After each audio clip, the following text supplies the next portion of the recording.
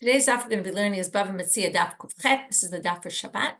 We're going to get started with a review of the story we finished with yesterday, where we have Rav Huna, who had this forest on the side of the river, and they asked him to chop it down so that they could, use their ropes and pull in the boats.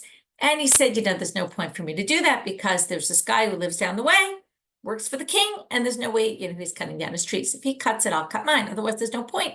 Anyway, you're going to end up pulling your boats to the other side of the river because, it's not like, again, the whole idea was they were going to pull their boats and then empty out their wares, and you're not going to do it here anyway because there's no room down the way. So what happens next is Rav Nachman, not to be confused with Rav Huna, he's on a boat. He sees this guy's forest on the side of the river. Amar lahus, he says to the people, Deman, who is this owned by? Amrulei de Rav Huna. Oh, it's Raba, the son of Rav Huna. Big prominent person. Amal quotes the following pasuk from Ezra, which is actually a pasuk talking about all these leaders that had married Gentile women. Look, the prominent people are doing the bad things first, meaning they're setting a terrible example for the people. I can't believe Rav Huna did not cut down these trees. Amar lehu kutsu, he said, please go cut down the trees. Don't even ask him, just do it. And kutsu, in fact, they chopped down the trees. Ata Rav Huna comes, sees what's going on. He sees they're chopping down his forest. Amar man katzye, he says, whoever did this, the one who, right, it's funny, we started with, or not funny, but you see this literary thing going on. Rav Nachman said, whose is this? And now Rav Huna said, it's interesting, he doesn't really ask who did this, but what he says is, whoever did this, using the same words, man, who is this? But not as a question, but man katzeh, the one who did this, tikotz anfei, his branches should be cut off, right? It's what we call a midah keneged midah. Basically, the punishment is, the Rav Nachman cut down the forest of Rav Huna. Rav Huna says, your branches should be cut down, meaning you will not have children. And in fact, Amre, Kulu Shnei de Rav Huna, Lewikaim le Zara le Rav Nachman. And all the time that Rav Huna was alive, the children of Rav Nachman did not survive. Terrible curse he puts on him. And it's a really good debate here, who's right and who's wrong. Rav Nachman, who saw this, what was going on, did have, this understanding that if he didn't cut down the trees, then, if the other rabbi didn't cut down the trees, it was setting a bad example for the people. Now, it's unclear whether he knew that the other fields were owned by the king's people, and anyway, they wouldn't have been able to bring their boats there, or he didn't know that. It's a good question. If he did know, well, then it was his fault for not checking into it, see if he really should have done it. If he thinks anyway, it doesn't matter because people wouldn't necessarily know and it would set a bad example, then there was reason to do it. On the other hand, Rav Huna was right for saying, you should have approached me about it. We should have had a discussion. You should never go and do these things without consulting me, and therefore cursed him. We're going to continue now. I'm a Rav Yehuda. Hakol li'igale gapa va'afilu miyatme. We collect money from everybody, even orphans, for protecting the city. But, right, and this could be from, enemies, things like that. This is actually, what do we mean, by the way? The gapa is, ligale gapa is to construct the city walls, okay, which are the protection for the people. Aval Rabbanan lo, but the only people who don't have to contribute are the rabbis. It's interesting in light of all the recent issues that have come up in Israel about Giyus Charedim, about Charedim serving in the army. You could see that here, this creates a bit of an unfair, okay, and we're going to see the next line here. Why don't the rabbis need to participate in this? My taima, Rabbanan lo tzrichei netiruta. The rabbis don't need protection. They have their Torah protecting them.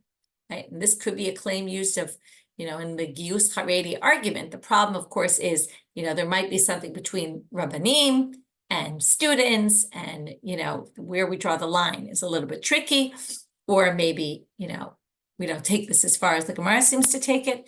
Anyway, it's a big question and a big issue nowadays. Lekaria depatya afilu me Rabbanan. Rashi says this is to dig wells to drink. Even the rabbis need to participate because they need water to drink as well, right? The claim there was that they don't even need protection. This is very hard to understand because, of course, the rabbis needed protection. There were rabbis who fought in wars. There was the Bar Kokhba rebellion. There's all sorts of cases of rabbis who fought in wars. Anyway, it's a bit of a question, but certainly for water, even the rabbis. Well, in terms of the water, it's only if they're collecting money. But l'uchluza lo. Okay, but and nafke lo nafke be'chluza means the people aren't all going out and digging themselves.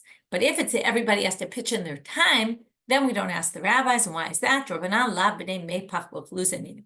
not appropriate to have the rabbis do that.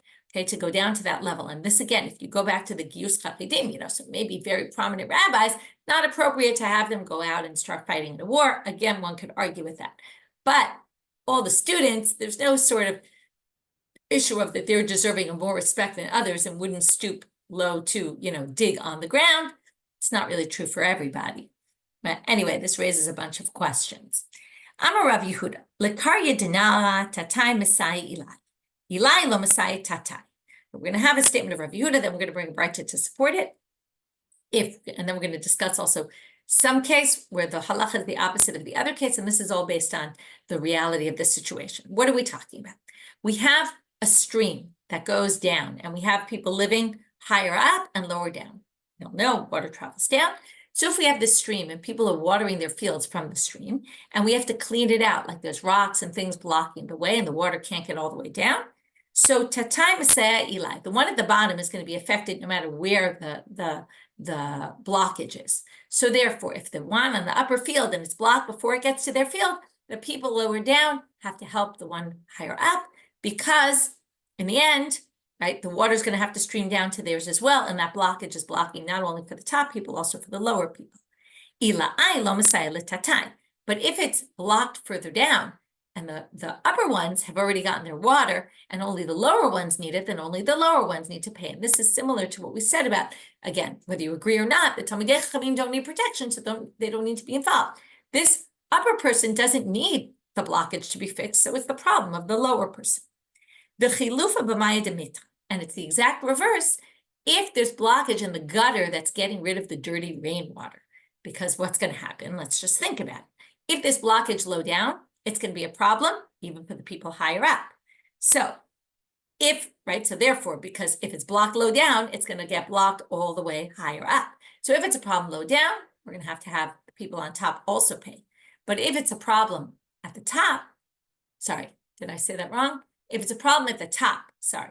We said before, if it's the water's blocked at the top, right? If you're trying to get water out, if it's blocked at the top, right, sorry, let's do it like this. If there's a blockage at the top with the gutter, it only affects the person at the top. Where it's lower down, the lower person has no issue whatsoever. Stream's there, right? He doesn't care if it's streaming from up on top. You don't need the water. You're trying to get rid of the water. So the water can easily be gotten rid of from the bottom guy. But, so if it's blocked at the bottom, then that's going to clog up all the way to the top person. And therefore the top person has to help pay for it together with the bottom person. Whereas if it's blocked high up, only the top person needs to pay at the bottom. Tanya Nami Hachin, here's a brayta to support this. There's 5 roofs. Sorry, ginot, I said that wrong. Chamesh ganot, there's 5 gardens, one above the other. Okay, we were talking before about 2. Obviously, it could have been the same with 3 or 4 or 5. If there were 5 gardens, so this is a brayta that exactly says what we just said, what Rav Yehuda said a minute ago. There's 5 gardens. So they're all getting water from one stream, and one is above the other, right? It goes down. And there's a problem in the Ma'ayan. Everybody has to help the upper one, because if there's a problem at the top, it's a problem for all of them. So the bottom one is no matter what, no matter where it's blocked, as long as it's blocked before the bottom, right? Anywhere above that, the bottom one's going to have to help whoever's above them where the blockage is. So if the blockage is between 2 and 3, then 2 and 1, right? And the bottom one are going to have to, if you count 1 as the bottom one, then 1 and 2, 1 is going to have to help 2. If the blockage is between 3 and 4, then 1, 2, and 3 are going to have to pay together. And there could be a case where the one at the bottom, number 1, is going to have to put out all the money for themselves because it's only blocked, the stream is only blocked down at the bottom, as we said before. Again, if you have 5 and the gutter is all going out into one place, and there's a problem in the gutter. So now, if the bottom one, if it's stopped up at the bottom, it's going to affect everybody. No one's water is going to go out. So it's all going to get stopped up all the way up to the top. So everyone's going to have to help the bottom one. But so the upper one is going to have to help no matter where the blockage is. But also could be a situation where it's only blocked at the top. And then all the others dump out into the gutter lower down and there's no blockage at all. And the upper one will be paying entirely on their own. Amar Shmuel. So again, that was Rav Yehuda. So what we did so far, we had the story of Rav Nachman, Raba bar Rav Nachman, who cuts down the forest of Rav Huna and then gets cursed. Then we had Rav Yehuda, who makes this statement about people who has to help who build what, whether it be the water for the community or whether it be the walls to protect the city. There we had a difference between the Rabbanim and not Rabbanim. And then Rav Yehuda made this other statement about how we could have situations where one is to help the other, but the others don't have to help them, depending on whether it's to their benefit, this object that needs fixing. And it's obviously the opposite for the water that's streaming to irrigate the fields rather than the bad water that's being taken out. Amar Shmuel. So now Shmuel says, somebody who has land at the base of the river. Okay, so now we have, Rashi says, sorry, I was looking in the wrong place. By me, it's where the lines get wide. Rashi says, in the times of the Parsiim, the Persians who were ruling in Babylonia at the time, the karka was mufkar lekol kodim. Okay, imagine a world like this. You could just take any land you wanted, but you had to pay the taxes, basically. So your payment for the land was basically taxes. And then you would have to pay the king a tax, this is what Rashi says. And basically, if you would take land that was by the water, right, where basically the boats would come up, you would need to leave space for them to unload their wares. Okay, actually, now I realized I got confused when I was talking about the boat before. It's really for the pulling of the ropes. It wasn't for the wares. I just got confused with this case. Before, when he had to get rid of the forest that was there and cut down, it was for the ropes, so that they could pull the ropes from the boats. Here, we're talking about that the boats need a place to put their wares. So if you take land right next to the water, you have to leave space for them to unload their stuff. So your chatzuf, if you build right there, that's not appropriate. But the fact is, since the land is hefker and you can actually take ownership over it, there's nothing we can do. We can't kick you off the land. But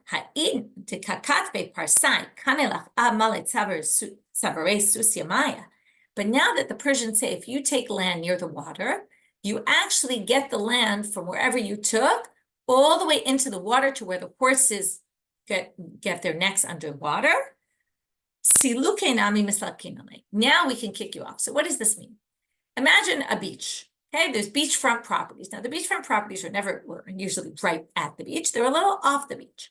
So that's what we're talking about. We're saying somebody already, before this person came and took the really by the beachfront property and tried to build it. Before we said, you can't do that because you need to leave space, but if you did it anyway, there's nothing we could do for you. But now they're going to say that the people who took the property that was a little bit off the beach, the Persians already said, when you take that property and you build a house there, let's say, and then pay taxes to the king, you actually acquired all the land from there to the water. Obviously, I assume they mean a certain amount of meters from the water. But that means that if I now come and take unattributed land next to the water and start building there, I'm not allowed to, because the person who took the beachfront property that's a little bit away from the water and built their house there, they actually own this property, which means that my taking the property was a useless act, and therefore it's not even mine, and therefore we can kick me off. It's a little bit complicated, this concept, but that's what they're saying. Okay, so that was what Shmuel said. Now we have Rav Yehuda. I'm a Rav Yehuda Amarav. Let's say I have a piece of land, my brother has a piece of land, and or me and my partner, we have two pieces of land near each other with some extra land in between that, again, in the time of the Persians, it was all unowned and anyone can just claim it. But we didn't claim it. So I have my land, my brother's land, and this empty land in the middle that nobody claimed. Well, if somebody is machzik that land, somebody takes it and lives right in between me and my brother, it's really not appropriate because, we're brothers and now you're coming right in the middle of us. But on the other hand, we can't kick him out because this person came fair and square. It was ownerless. I didn't take it for myself. I probably should have, but I didn't. Rav Nachman amar nami misalkinan. Rav Nachman actually says I have the rights to kick that person off because we live here, two brothers, and there's this empty space between, even though I didn't exercise my right to, I have a right to use that land, and therefore we can kick that person off. But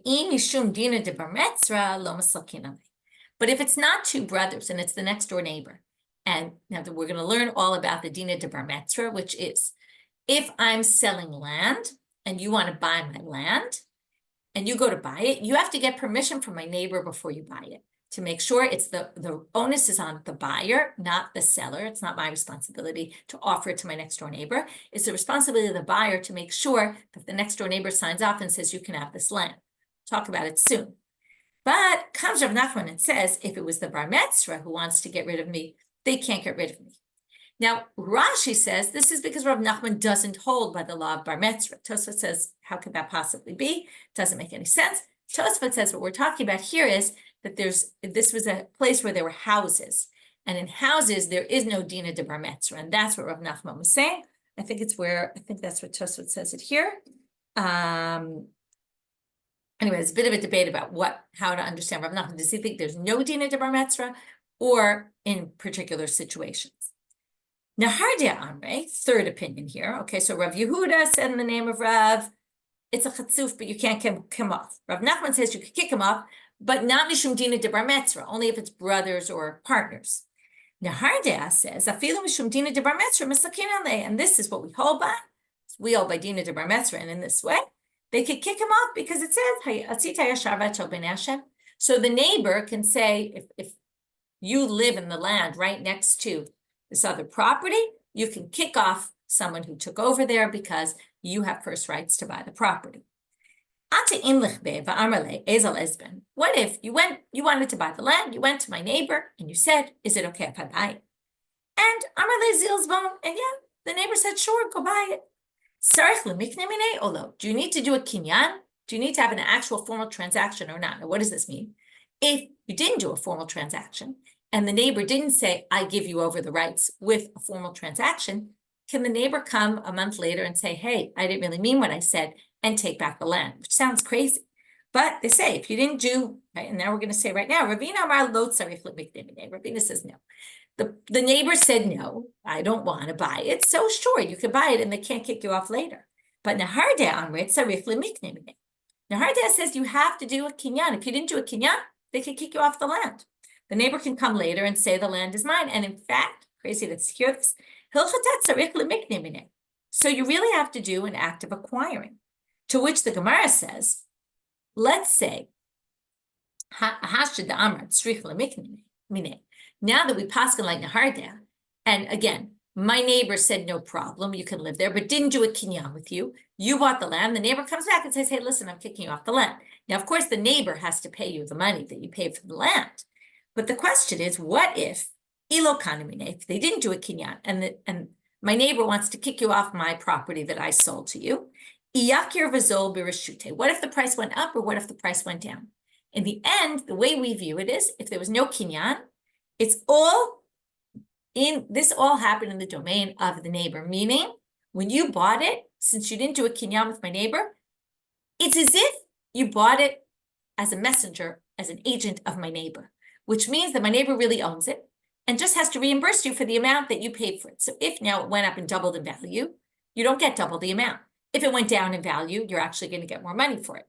If you paid $100,000, so you get $100,000, even if now it's only worth $80,000, or if now it's worth $120,000, you're going to get $100,000 because we view you as if you were the agent of the neighbor. Even though theoretically, if the neighbor never comes, well, then you weren't the neighbor's agent. But if the neighbor comes and claims, hey, I want it, since they never did an act of showing you I'm giving up my rights, they have the rights to do that. It's a very strong, right, bar metzra. It makes the halacha very strong here. Zavin b'mea v'shavin matayim. What if you bought it for 100 and it turns out it was actually worth 200? Meaning, you bought the lamp from me and I have a nice relationship with you. I gave you a huge discount of 100, but it's really worth 200. So, chazina. So the question is, when my neighbor comes and takes it away, do they get the same discount you got, or do they have to give you the actual value, the 200,000? Before we were talking about where the price changed. Here we're talking about where the price you got originally was much cheaper than the going rate. If I would have deducted it for anybody, and it's not because you're my friend, but I just happen to give you a good price, so then they have to give you only 100, what you paid for it. But if not, if I just gave you a good price because you were my close friend, then then if the neighbor wants to buy the land, they have to give you 200, and if they're not willing to do that, well, then they can't kick you off the land. What if you paid double the amount and you overpaid? So, they thought to say, this we've had many times. If the you worked as the neighbor's agent and we view you like that, and the neighbor comes to then get the land back, they could say, hey, I'm only paying you 100. You paid double the going rate. Why'd you pay so much? And I was sending you, again, you never said you were, the neighbor never said they were sending, but they could claim, you're my agent. Agents only do things that are good for me, not bad for me. So I'm only paying you the actual value of the land, and you end up losing $100,000 here. But Amalei Markashisha Beredu Chissa the Ravashi, but Markashisha comes along and says, no, wait a minute. Says to Ravashi, Hachi Amr Nahardi Amishum to Rav Nachman, Ein Ona Ala Karkaot. There is no Ona for Karka. There is no such thing as overpaying.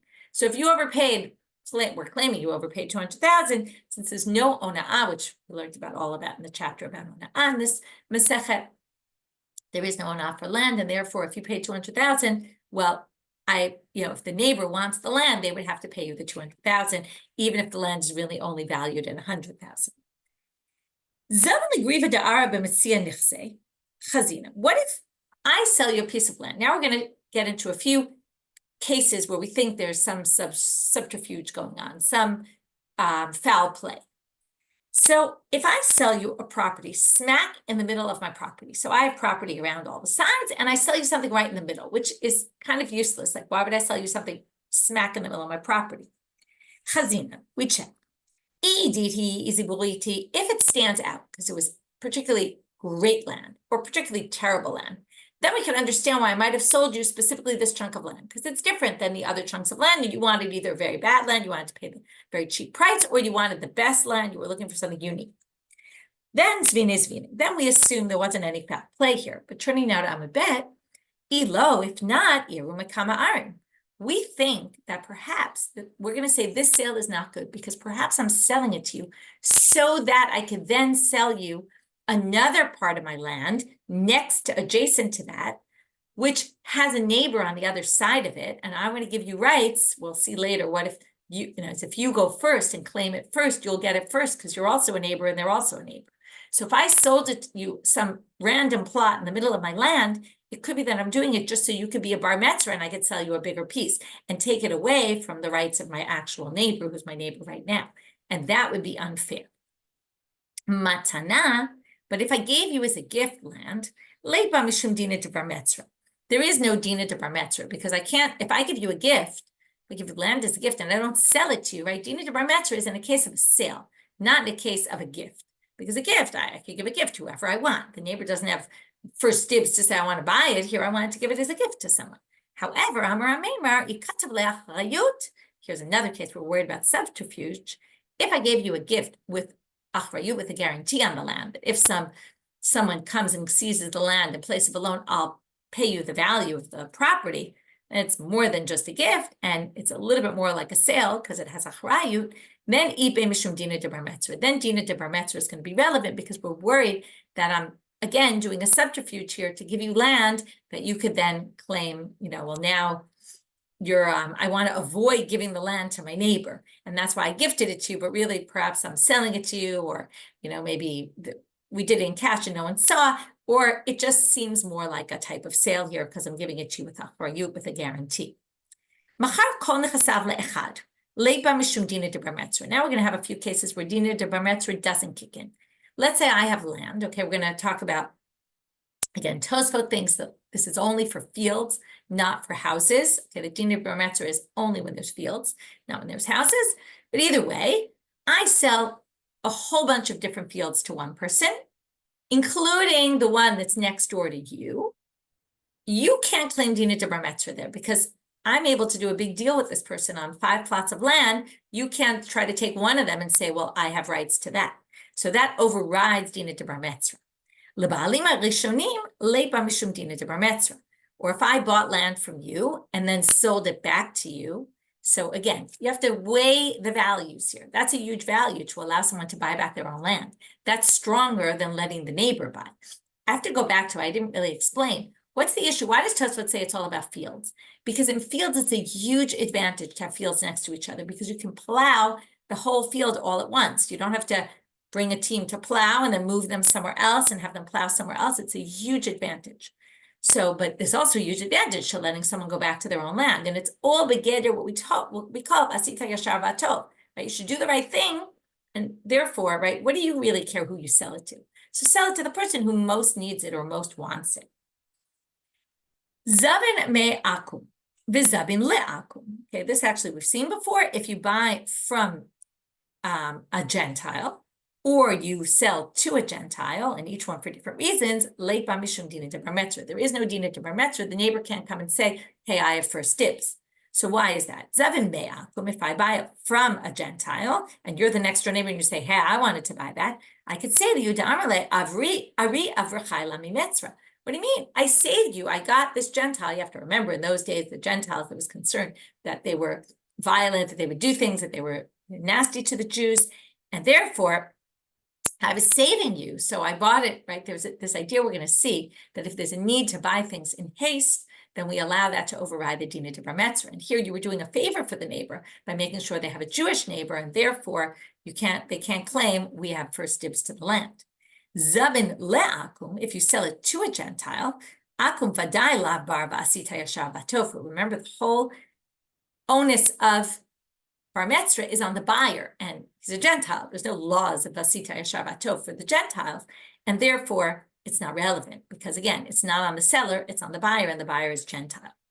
Shimute vadai mashamtina lehu. But however, if I sold my land that you were living next door to a Gentile, as we mentioned just before, it was dangerous to live near a Gentile. They could have done things, either stolen things or damaged or whatever it might be, again, in a certain type of environment between the Jews and the Gentiles that existed, obviously, in the places they were discussing. For sure, we excommunicate me or give me some sort of midui, some sort of excommunication for what I did, until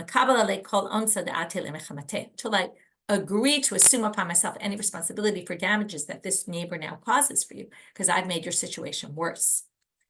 Mashkanta, if, for example, okay, you're my neighbor, but I have land that the land I'm selling was given as collateral to someone, and I sell it to the person who was given to collateral. I took out a loan, I gave them this land as collateral, and then I gave it to them. You might remember this. There's no dina de bar metzra here because the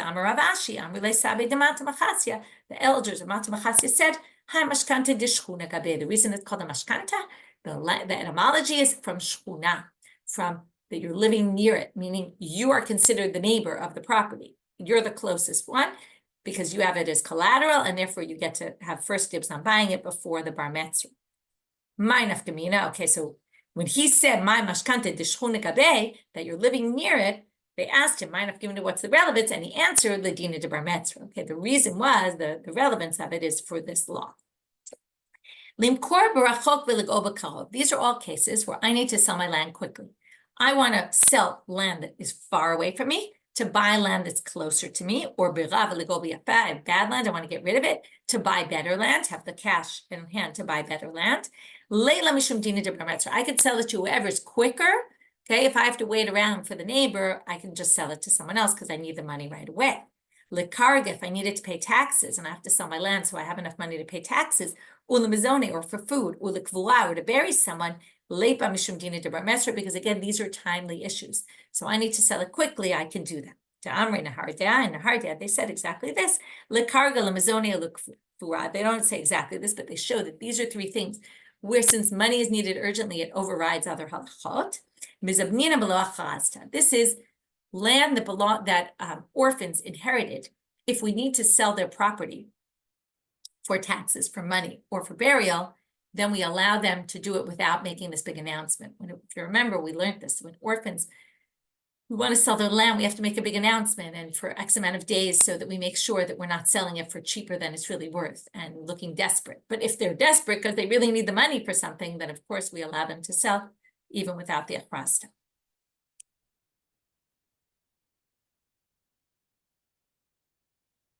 As they say in Nahardea, the Amri Nahardea, the karga lemizone lekbua mezavnina below achrasta.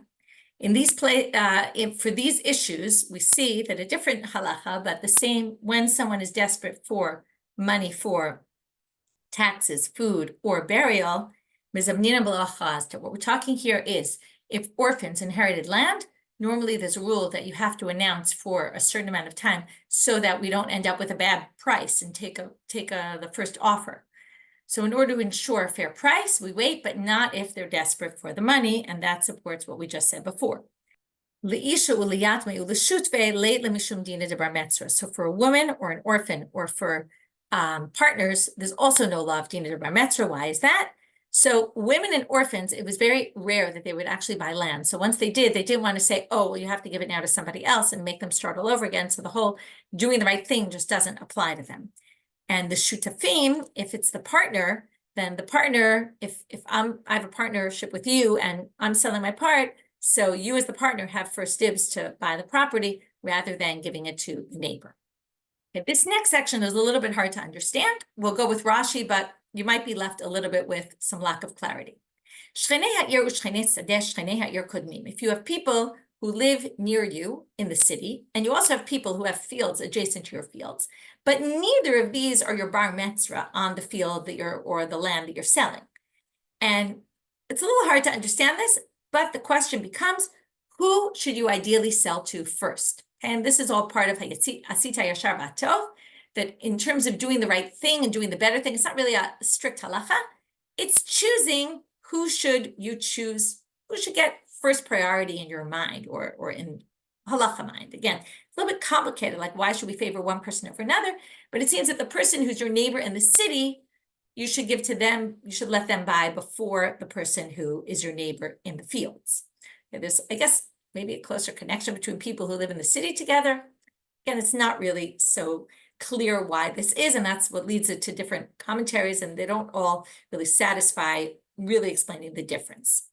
Shachem v'tamid chacham, tamid chacham kodem. So again, the hierarchy of the rabbis, the tamid chacham is always first. So you have a neighbor, again, a neighbor not being a bar metzra, because obviously the bar metzra would have, the next door neighbor would obviously have priority, but here you have a neighbor. Some people think it's your friend, a good friend. Some people say it just happens to be someone who lives somewhere near you, or it's tamid chacham. The tamid chacham comes first. Karov tamid chacham kodem. Tamid chacham also comes before a relative. And in fact, they asked the following question: Shachem bekarov man. What if you have a neighbor and a relative? Who comes first? Tashma. Well, let's learn it from this pasuk. Okay, it's a pasuk from Mishlei. Tov shachem karov me'ach rachok. Better a close relative than a far distant relative or far distant brother. Okay, and this kind of relates to the fact that sometimes people have difficult relationships with their family members, or maybe just separated from them, and sometimes good friends are closer, right? I don't know. Some people always say family, is what sticks forever. Friends, come and go. This seems to side on the other end, and whether you agree or disagree is a good question. What if the person, let's say, right, the one who has, actually, I think here, just check one thing in Rashi again. I think here we're going back to the Dina de Bar Metzia. Right. Now we're back to the Bar Metzia. If the Bar Metzia offers you not such great money, what's not great money? Money that might be hard to use in the shuk, but someone else is offering you zuze tave, good money, right? The zuze takule are the ones that aren't so good. You no longer have to sell to the the next door neighbor because you're getting less for your money, right? It's only important to do when it's all equal for you. But then, again, it doesn't mean you don't have to. It means the person who wants to buy your field can insist on buying it, and the bar metzia can't insist that they don't. If, some people explain it, that the bar metzia is offering you bound up money, and someone's offering you loose money, someone else, because the one that's bound, you have to wait till the bar metzia actually comes and you all count it and all that. The one that's loose, you can count on your own, not have to open it in front of him, and you don't have to wait any time. Some people think it's just that you might prefer money one way or the other. It doesn't matter which one the bar metzia is offering you. If it's not the one you want and you prefer it bound up, you prefer it not bound, then you can also override the din of bar metzia. If you say, if the bar metzia says, listen, I need to go and find money, but I want to buy your property, you don't have to wait for them, because to go find money, it's actually, we learned this before also, might take time. They might not actually find money, so you don't have to wait for that. But but if he says, just wait, I'm going to get money, then chazinan, if it's someone who's reliable, and you think they're likely really going to get the money, then you have to wait. But if not, then if they're not the most honest person, then you think they're just saying, oh, just wait, I'm going to get some money, but they don't really mean it, then lo natrinan, that you don't have to wait. What if the land is yours, but someone built a house on your property, and you, according to some of the commentaries, it seems like you gave them, Rashi says this, you gave them X amount of time to use, have their house on the property. The one, and let's say the person wants to then sell the house they built. So the person whose land it is could say, I want for tips because it's on my land. But but if the person who owns the land wants to sell the land, the person who's in the house, who built the house, doesn't have any rights to it because the house is temporary. It's not like they're going to keep this forever. Again, there's different ways to interpret it. Some people say it's only in a case where you could kick them out any day, but if they have it for X amount of years, they actually do have first dibs to it. What if you own the land and someone else owns a tree in the land? So if that person's going to sell the tree, the person who owns the land has first dibs. But again, the person who owns the tree doesn't have any rights to buy the land, because again, the tree is temporary. This person has the tree, let's say, until the tree dries up, or for X amount of years. So they don't have any real long-term rights to the land. Let's say you're going to sell it to someone who's going to build a house, or you're going to sell it to someone who's going to plant a field. This is interesting. Better sell it to someone the one who wants to make a house is better. And the neighbor can't insist if they want to plant a field there, because we'd rather settle the land. Very interesting. So we want people living there. Okay. And the question is whether it's the Yishuv Eretz Israel or it's really anywhere, that we just prefer to have life, and rather than crops which are going to last for a year and then you'll have to replant them. Some people say that that trees are like Yishuv, or like the proper, or like living there, because the trees will last forever, as opposed to the crops which go in every year you have to replant. What if you have a big stone that's kind of blocking the two fields that are adjacent to each other, or you have a row of palm trees? If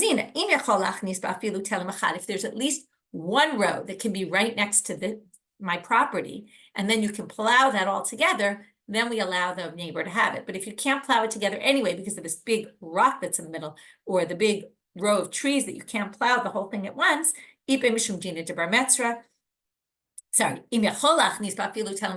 is one row, one furrow that can be right next to the other one, then you can insist on din de bar metzia, but ilo, if not, leit ba mishum din de bar metzia, then there is no law of bar metzia. Zvine. If we have 4 neighbors, and I made mention of this before, if one neighbor says first on buying, they get first dibs. But if they all came all at once, we finished this section entirely. We'll start a mission next class. We do, and Rashi, if you have a Gemara in front of you, there's a crisscross diagram. There's also a nice colored one in the Koren. We make 2 diagonals, 4 triangles, and everybody gets, we want to basically ideally have a row next to each adjacent plot of land. So we do it in a sense that the rows, right, everyone has a row next to a row, so everyone has the maximum they can of adjacent property. So that's why we split into these 4 triangles, and everybody gets a triangle with the part that's adjacent to their land. And then we insist on it being split up by 4 people. Okay, so what we did today, we started with this Rav Nachman, Rav Huna kind of argument about the trees because of the ropes of the boat, the people trying to dock the boats. We had one curse the other, right? One knocked down the trees of the other, and the other one cursed him.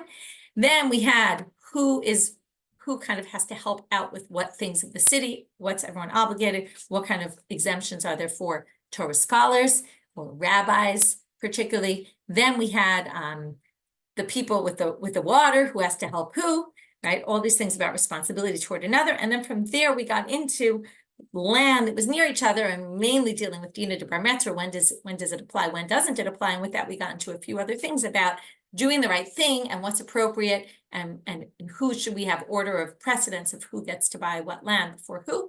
And with that, we finished for today, wishing everyone a Shabbat Shalom and Shavua Tov.